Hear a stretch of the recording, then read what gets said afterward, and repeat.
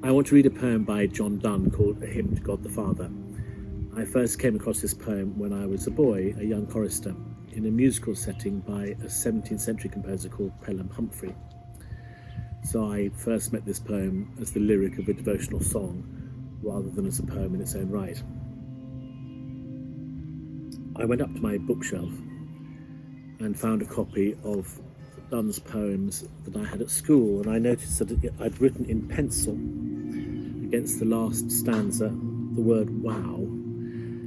I don't quite know now what I meant, but I might have been terrified. It's a pretty heavy poem in the sense that it's about death and judgment and forgiveness, but I suspect I was probably enthralled by it. I've always been fascinated by Donne as a figure of immense acuity and glamour. He was a wild boy in his youth, but he became a very senior and fearsome churchman. He had a statue made of himself wrapped in his own shroud, but he wrote in his youth some of the best erotic poems in the language. And like all his contemporaries, he loved a good pun, even when, as now, he's at his most serious. A Hymn to God the Father. Wilt thou forgive that sin where I begun, which is my sin, though it were done before?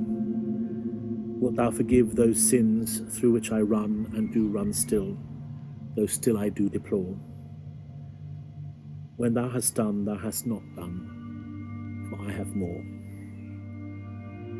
Wilt thou forgive that sin by which I've won others to sin, and made my sin their door?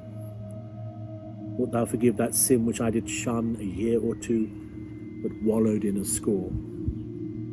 When thou hast done, thou hast not done, for I have more. I have a sin of fear, that when I have spun my last thread, I shall perish on the shore. Swear by thyself that at my death thy sun shall shine as he shines now, and heretofore. And having done that, thou hast done. I fear no more.